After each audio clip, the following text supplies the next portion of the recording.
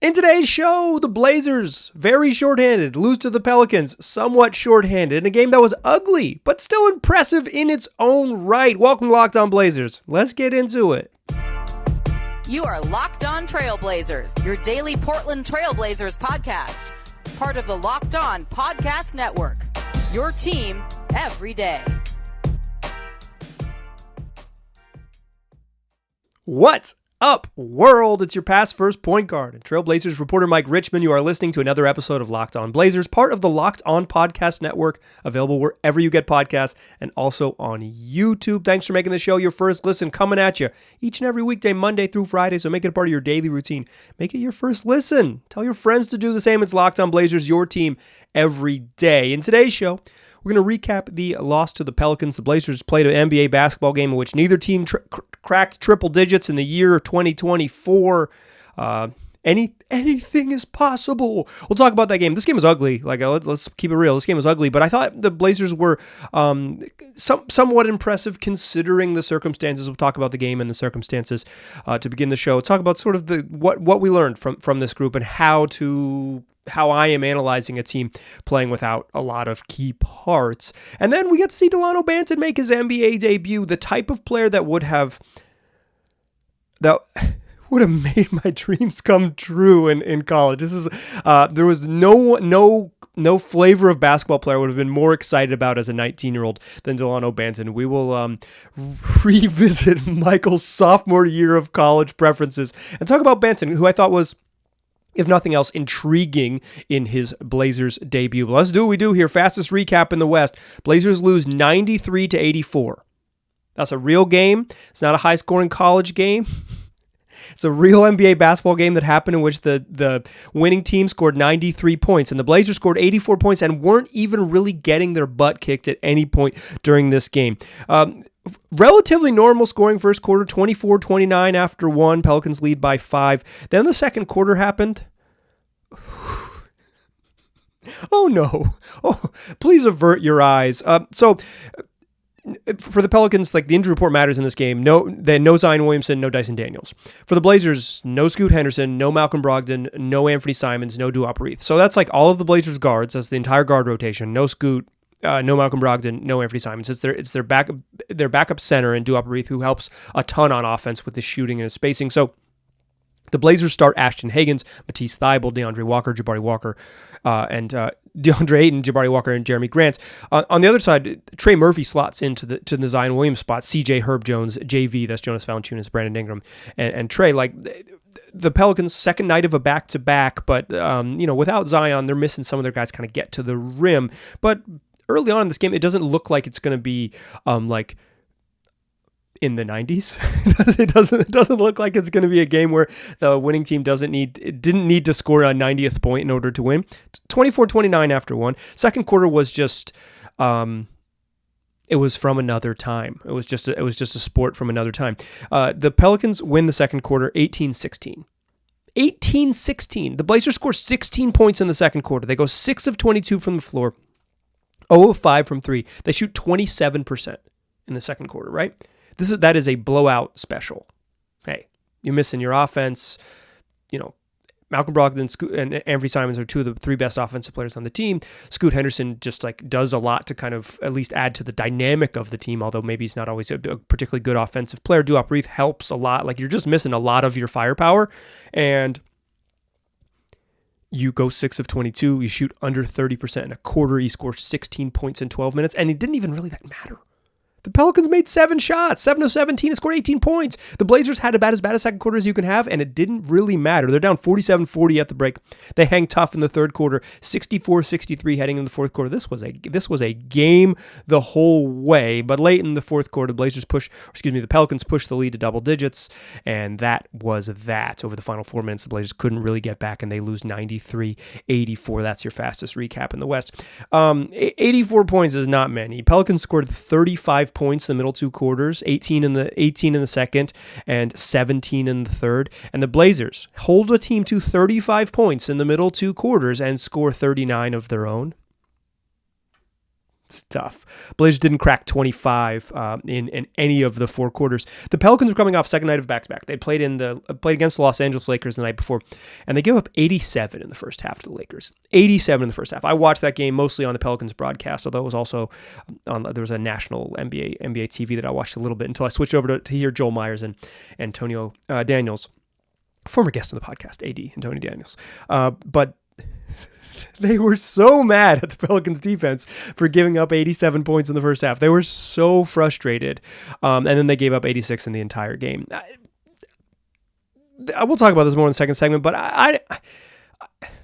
I saw who played in the game. I'm not surprised the Blazers struggled in the way that they did. Jeremy Grant led the way with 24 points to go with 5 boards and 4 assists. 18 and 17 from DeAndre Ayton. Matisse Thybulle 7. Jabari Walker had 6 and 4 boards. 5 and 4 assists for Ashton Higgins. Ibu Baji had 4 off the bench. Dalano Banton in his NBA debut had 12, 3 and his Blazers debut. He's played in the NBA for 3 seasons. His Blazers debut 12, 3 and 3. 3 for Chris Murray, 3 for Chris Murray, 5 for Tamani Kamara. Justin Minaya went scoreless. Ryan Rupert did not play. On the other side, Trey Murphy had 24, Brandon Ingram 17, CJ McCollum 8. Really, the story of this game is that the Blazers, they only gave up 93 points, but like CJ McCollum was 2 of 18, Brandon Ingram was 8 of 21. Off the quick math in my head, that's 10 of 35. They combined for They missed a combined 25 shots, 13 for Brandon Ingram, 12 for CJ McCollum, and combined for 25 points. 25 missed field goals, 25 points for those two. I mean, that's kind of the story of this game. I thought DeAndre Ayton played really well on defense. I thought the Blazers were really physical and attentive on defense, and I liked the sort of, you're playing with Ashton Higgins and you're playing with Delano Banton, and I'll talk about this more in the second segment. It's like you just don't have an NBA point guard available to you, so it's gonna be tough. We just saw the Blazers play in that game against the Pistons when they didn't have an NBA point guard, and they just ran basically ISOs and high pick and rolls for Jeremy Grant for closing in on 20 straight minutes, and like they didn't do that in this game. It was a little less. With DeAndre Ayton back, at least they could run different things and run pick and rolls that made a little more sense, et cetera, et cetera. But like, you're still going to be pretty limited on offense, and they scored 86 points. They're extremely limited on offense. They were 6 of 21 from 3, but I think like the 21 is notable. They're just not even getting threes up. Like they should shoot like north of 30 on a typical night. So it's like, it is what it is. But I think like on offense, it's just like, that's kind of who they have. But I thought they played pretty well on defense. I thought they were competitive on defense. More than effective, I thought they were physical. And I want to talk about that in the second segment, because to me, in a game like this, it's really hard to judge X's and O's, because like, what are you going to run? What Ashton Higgins has been on the team for 4 days. Delano Banton's been on the team for a day and a half, right? Like he's been to a practice and a shoot around. It's really hard to install stuff. So let's talk about what we saw and sort of how I am judging a Blazers team that is extremely shorthanded in the second segment. But first, I want to tell you about LinkedIn Jobs. When you're hiring, if you're a small business owner, you want to find quality professionals that are right for the role. And so the hardest thing to do with that is to figure out where to look.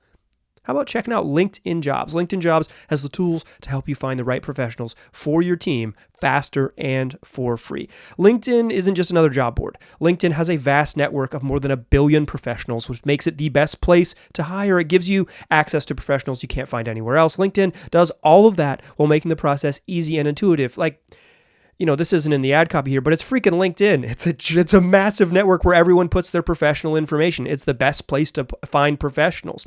And hiring is easy when you have that many quality candidates. So easy, in fact, that 86% of small businesses get a qualified candidate within 24 hours. There's already 2.5 million small businesses that are using LinkedIn for hiring. So if you're a small business owner and you're wearing too many hats and might not have time, why not use the resource, use the tool that makes it easier for you? They even just launched a feature that helps you write your job descriptions, making the process even quicker. So Post your job for free at linkedin.com/lockedonnba. That's linkedin.com/lockedonnba to post your job for free. Terms and conditions apply. All right. So when you're playing an NBA basketball game, when you don't have just any of your available guards, you're going to look a little rough. Like, the Blazers are already the worst offense in the league. They're the worst half-court offense in the NBA. I believe actually Memphis has passed them for worst offense overall in the league, but the Blazers are the worst half-court offense in the NBA. They really struggle to score in the half-court, and they don't run in transition. It's like an incredible strategy. We can't score in the half-court, and we barely ever get out on the fast break and run.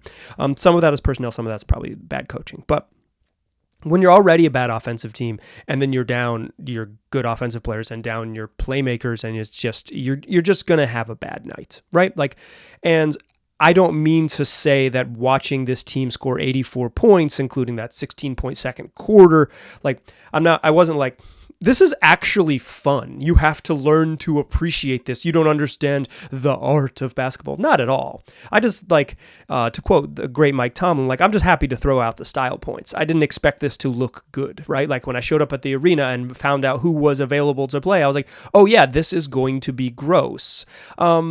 But I came away in some ways impressed with the guile of the Blazers, the moxie, the grit of this team. This isn't the space to learn about X's and O's, right? Like, this isn't the space to learn about X's and O's. Not this podcast. Hopefully you learn a little bit about X's and O's on this podcast. But watching this game was not the time to be like, okay, so what is Chauncey going to cook up, right? Like, I thought the offense was way too vanilla, and it kind of ruined the game against the Pistons, right? Because I just didn't try anything else. The whole world knew that it was going to be Jeremy Grant on a wing isolation or Jeremy Grant in a high pick and roll, and it was going to be that for 20 straight minutes, and you could load up and send everybody over to help. And he was either going to score, which he did a lot. He scored 49 against the Pistons, or it was going to turn the ball over or have problems. Like, no one else could put the ball in the hole. You get DeAndre Ayton back, you get another player who can score. Delano Banton makes his debut, and he kind of loosened things up a little bit. We'll talk about him in the third segment, but you can't, that you still, even if you are less vanilla, which they were in this game, a little more variety, right? You're still at the whim of your skill sets. You don't have a lot of shooting on the court. You can't look down the bench and magically find shooting on the court. You can put theoretical shooter Chris Murray in the game, but he even passes up jumpers sometimes. You can't put Chris Murray in the game and both make him more accurate and more aggressive looking for his shot. He's just going to play the way he plays. Tumani's a non-shooter. Jabari Walker's a non-shooter. Jeremy Grant doesn't really hoist threes with that often. Matisse Thybulle has struggled over his last couple weeks, basically a month of shooting pretty poorly. DeAndre Ayton hasn't attempted a three all year. You're not going to have floor spacing. So that is kind of out the window. But I thought the variety was a little bit better. I thought the play calling was less just kind of like, here's the only thing that works. Let's try it every single time down the floor. But you're still pretty limited. Dalano Banton has played, a practice and a shoot around. Ashton Higgins is a 10-day guy who hasn't spent much time with the team, and it's like, okay, you're dropped into this thing and now run the offense. How much can you really install? And even if you can hey, I know 3 sets. I know 3 sets. I know we run these actions on these sets. It's the feel after the set breaks down. In the NBA, it's not like you're just running through the same flex offense 25 times until you get a good shot like old school college basketball. You run an initial action, you set up an initial action, and then usually the defense will break it, and then you just... It becomes the go hoop portion of the program. And if you don't have a feel for how it works and the feel for the secondary stuff, it's just hard to get into things. I asked Chauncey Billups after the game, how much can you run with 2 new point guards, with Ashton Higgins and Delano Banton playing your point guard, running point guard duties tonight? And he kind of smiled and he's like, not much. And what he meant to say is nothing. He just couldn't say it, right? And he's like, it's hard. And then the Pelicans, they play man, and they come out and showed a bunch of zone. When the Blazers were kind of keeping the game close, the Pelicans showed a bunch of zone looks, and they have a lot of length, and they play zone with length at the top of the zone. It's like, okay, how we haven't worked on zone offense because we're just trying to install 3 things on running against man-to-man defense? Okay, here's what we're gonna do, and then you can draw a couple things up and point and yell and from the huddle. But it's just hard to get into stuff. It's hard to actually run stuff. And I think again, I think the criticism for Billups against the Pistons was he was just so vanilla and it was so obvious, and eventually it broke down because it's you're just ramming your head against the wall 10,000 times and hoping Jeremy Grant bails you out. It wasn't like this. This was a game where just the Blazers, like in this against the Pelicans, it wasn't really like that. It was like you just light on talent. Like I don't think Ashton Higgins looked for a shot particularly aggressively. He finished with 5 points on 2 of 4 shooting, but you could tell he wasn't like, I'm going to go get it. I'm going to go score. Like I said, Chris Murray comes in. He's not super aggressive. So then you're asking like Tumani Kamara and Jabari Walker to go be aggressive on offense. Hey, we need you to score a little bit because, DA is going to get his, and he took 18 shots. And Jeremy Grant, 17 shots and 12 free throws. Like Jeremy Grant's going to be a high usage offensive player, but you just need more, right? Like you need to score about 115 to win a normal NBA game, 116 to win a normal NBA game. So, your point guards are totally new, brand new, and in the time of year where teams don't, like no one in the league is like running like real practice, right? Because you can't afford to run like real contact practices when half your freaking team is injured. You can't have someone get a bump and bruise in practice, right? So like you're not really running through stuff at full speed in practice, and you got these 2 brand new guys, and this just happens. And then when you put guys like Jabari Walker and Tumani Kamara in spots where it's like, hey, can you be aggressive? Like, can you go try to score? Can you go try to get yours? Then they look out of sorts. And so then it's like, you're not really learning much from these games from an X's and O's standpoint. Like from what did they strategically try to put out there on the floor? Because you just there's only so much you can do at this time of year with this specific group on this night. There's not a lot of functional X's and O's stuff you're going to learn, but you are going to learn what this team is made of. And the Blazers, if nothing else against the Pelicans, were tough as nails, because this had 25-point blowout written all over it, right? This had like beat down. Pelicans coming off a bad loss. Obviously, they're on a second night of a back-to-back and they're shorthanded, so they're going to be a little bit tired. But like, this is the second straight game Blazers have played against a rest advantage team and lost. Teams win. Like they can win on second nights of back-to-back. It's not a guaranteed L, even when there's a talent disparity. This one had the makings of a beatdown, right? Pelicans were, I believe, 8.5-point favorites on FanDuel just before tip-off, maybe 9. I didn't look right after they ruled everyone out, but 8.5 going in the game with everybody listed as questionable. Like this was supposed to be a double-digit loss. And then it ended up being 9 because Jeremy Grant hit a 3 at the end to cut it to 9. Shout out to anyone getting in on the action on FanDuel. But I think they played really tough. Like, I think defensively they were really physical in a game where the refs let them be really physical. I thought Jabari Walker, he got a bunch of point of attack opportunities, particularly guarding Brandon Ingram, but he guarded CJ McCollum a little bit. But he got a bunch of point of attack opportunities guarding Brandon Ingram, and I thought he was really physical. I thought Tumani came in and was really physical. Ashton Higgins, he committed 3 fouls in the first 6 minutes of the game. He's really physical on defense, and it was a game where the refs were kind of letting that physicality play itself out. They were kind of letting it go, and I thought the tone set by how hard the Blazers played on defense was really commendable.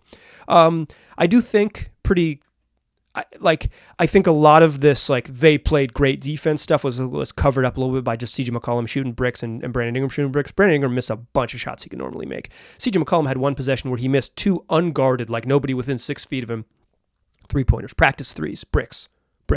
Bricked one, get the rebound, brick the second one. And I'm not saying like if CJ McCollum makes 1 3-pointer, the defense is bad technically. But like in general, I thought the Pelicans' 2 best players missed a bunch of jump shots, and they're jump shooters. They're without Zion Williamson, they don't really have anyone who drives to the rim, like can off the bounce get you to the rim. They don't really have that. They need his rim pressure to kind of settle the rest of the offense, and they were missing that a little bit. And the Blazers decide they're going to switch everything. I thought DeAndre Ayton was pretty competitive on switches. I don't think he had a great offensive game. He had 18 points on 9 of 18 shooting, but just like feel and watch, I don't feel like this was one of his better offensive games, but I thought he was really good on defense. I thought he was competitive and physical and active and up on switches, and I thought he was really physical against Jonas Valanciunas, and I thought he was decent on when he would get switched on to BI and switched on to CJ McCollum. The Blazers they went through the switch everything 1 through 5, and I thought they were really competitive there, and I think I liked the Blazers really lean into that what they call 55, that switch everything defense, but they the call from the bench, you'll see him throw up both palms 5-5-5-5. Watch Roy Rogers do it, but like they. I thought it worked pretty well in this game, but I think it was It was helped by the fact that the Pelicans shoot threes, but shot bricks, excuse me. You don't apologize for the bricks. You don't give them back. You just say, hey, this worked. This was our plan, and it worked because the Blazers were really physical. And so what we learned in this game wasn't like, okay, how are they going to use Ashton Hagans, and how are they going to feature more Jabari Walker and Toumani Camara? It was like, hey, this team was really shorthanded. They're really light on offensive skill with this particular lineup. Like, they just don't have enough dudes who can go get a bucket. So they have basically one guy who can go get a bucket, and DeAndre Ayton who can jab step and take a lot of 15-footers, and he'll make about half of them because he's a pretty good mid-range jump shooter. But like, they played hard, and you got to like, at this point in the season, I don't know what you are personally looking for, but for me, it's like for the Blazers to not let go of the rope is to stay in games, and they absolutely stayed in games, and I thought that was eye-opening and commendable in this game. They played a lineup at one point that was Dalano Banton, Chris Murray, Toumani Camara, Jabari Walker, and Ibu Baji. Just a giant lineup, and then DeAndre Ayton came in for Baji. Just a giant lineup. And they were pretty competitive, switching everything with a bunch of giant wings. It's actually modern basketball. Can you believe it? Where like you have, Delano Banton's bigger than every other point guard because he's like almost 6'9", but 6'8" across the board and a 7-footer who can move a little bit when you put DeAndre Ayton back in the game. It's like, that's modern basketball. You can switch everything and you don't give up height. Now that particular lineup is an extremely offensive challenge, hence the 84 points, but like, I don't know. I think it was intriguing to see them play with a little bit of size. We won't see that really going forward because of who they have on the roster and who they've chosen to keep on the roster and move forward with. But for one night only, the offense was not NBA quality, and I thought the defense was pretty darn competitive, although obviously helped by some bricks. Part of that bigger lineup, though, was Delano Banton, who made his NBA debut. Let's talk about what we saw from Delano and how and why I would have loved this dude so much if you had caught me about 20 years ago and given me a chance to talk about him. That's what we will do in the second segment. But before we do that, I want to tell you about Nissan.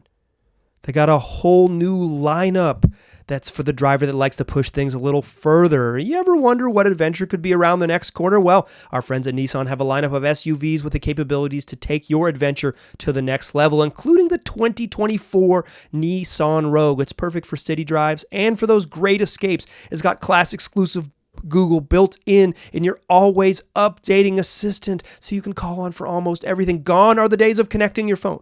You got Google Assistant, Google Maps, and Google Play Store right built into your vehicle in a 12.3-inch HD touchscreen. The infotainment system of your dreams. The 2024 Rogue is the perfect midsize crossover for your next adventure. What about that Nissan Pathfinder? The 2024 Pathfinder has room for up to 8. It has expansive cargo capacity and advanced available 4x4 capabilities with 284 horsepower and up to 6,000 pounds of towing. When adventure calls, the Pathfinder is there to answer. Take your friends, take all their stuff, and go on an adventure. Take that Nissan Rogue, the Nissan Pathfinder, or the all-new Nissan Armada, and go find your next big adventure. Shop nissanusa.com. All right, still a pass versus point guard. I'm still Mike Richmond. You are still listening to Locked On Blazers. Let's talk a little bit about Delano Banton to close the show. He made his Blazers debut on Saturday evening. 6'7" point guard, maybe 6'8". He's a big point guard, came over from Boston for a top 55 protected second-round pick, basically a pick that we'll never convey. So it's just a free flyer on a young 24-year-old playing in his third NBA season. I mentioned this on last week's show. I was going to say yesterday, but for the show that came out Friday after the trade deadline, that if you were to sort of create a player in a lab, like the type of player in a lab, Delano Banton would be like the exact type of player that I get excited about. And I mentioned this to someone at the game last night, a fellow media member. Shout out to Casey Holdall. I was like, if I was 19 and I had just watched this Blazer game, I would have written 2,000 words. I would have blogged my little butt off about Delano Banton because he was fun, right? Like and I love weird players. He's a big point guard. Like he's a guard for sure, and he's 6'8", but he can't shoot, and so he's all about just kind of getting into, and he's not like super explosive, but he's a fluid athlete, so he's gets to his spots, kind of has a sort of good fluidity getting himself to the rim, has a knack for passing as a playmaker, can like clearly operate an offense a little bit, but he's just like he's a guy who he didn't shoot well in college. He did not shoot well, has not shot well yet in the NBA. I haven't checked his G League stats as of this recording, but I'm willing to wager he didn't shoot very well in the G League either. So like it's he's not going to morph into that. But if I was 19, I would be telling you all that I watched him warm up and he looked like a fluid shooter in warm-ups. I'd be telling you that they just don't have a matchup for him at that size. I'd be telling you that in a modern NBA defense, having a guard, someone who can handle and make plays at 6'8", who can switch across multiple positions and hold his own at least a little bit on defense is invaluable, and the Blazers cannot let go of Dalano Banton. No!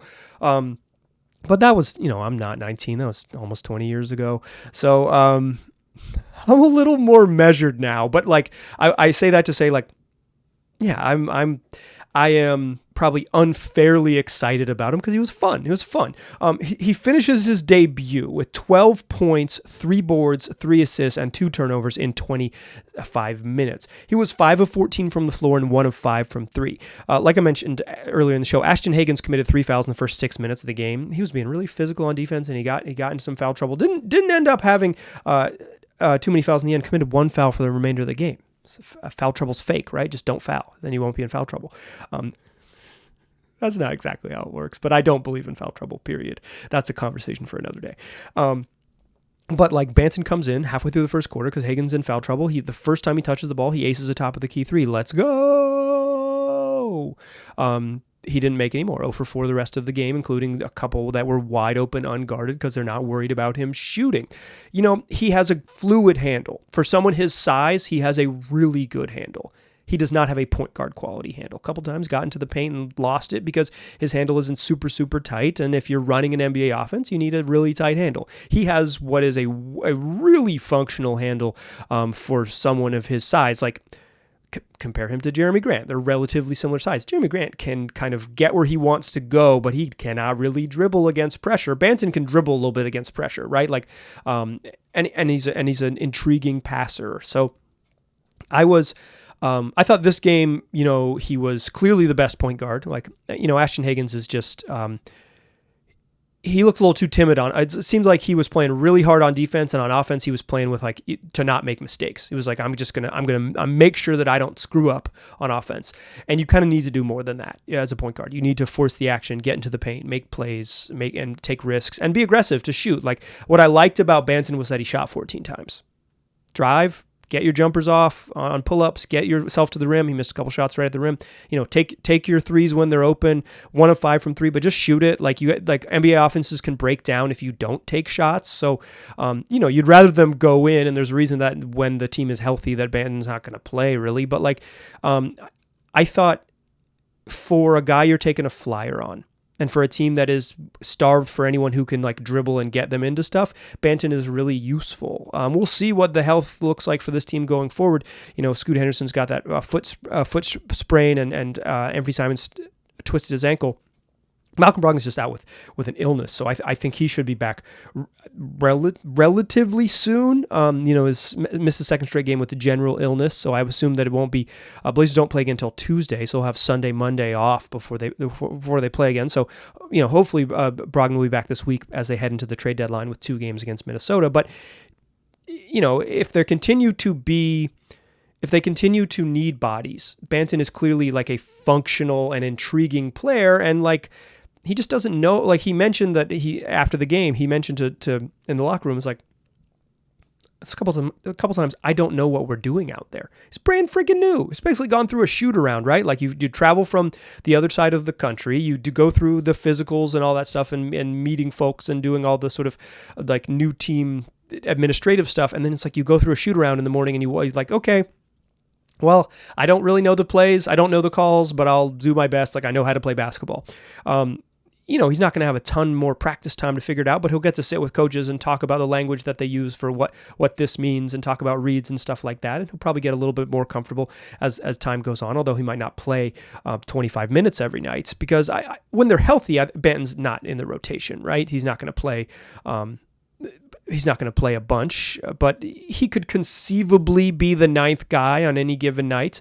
Although I don't think he would be, if I had to guess. I just think he straight up wouldn't play. But if he does, I'll be excited to watch him. I think like in the end, it's fun to see a new player and have an intriguing skill set. Whether he's part of the team going forward, we don't know after 25 minutes. I would guess no, right? He has a non-guaranteed contract for next year, but like. This is what the end of the season is about in a lot of ways is, hey, they didn't do anything at the trade deadline except for this. They added an end of the bench intriguing big guard. Let's see him play and see if a couple decades ago version of Mike Richmond can find that excitement about a weird type of big point guard. Shades of post-injury Sean Livingston with the skill set. He just needs to develop an unguardable turnaround jump shot, and then he'll truly be Sean Livingston. Okay, that's going to do it for today's show. Do me a favor, tell your friends about the broadcast. Tell your friends about the podcast, and we'll come back and do it 4 more days the rest of the week. Wherever you get podcasts, Monday through Friday, each and every weekday. It's also on YouTube. Tell your friends. Later this week, I'm going to have a guest. Haven't been confirmed yet, but I got a good interview coming up. And I want to do this. I don't know exactly when we're going to record this, but this is always a reward for folks that listen to the very end of the podcast. We're going to do another listener summit during the All-Star break, published during the All-Star break, which is when I bring listeners to the program on. We talk for 8 or 10 minutes and kind of share your thoughts on the team.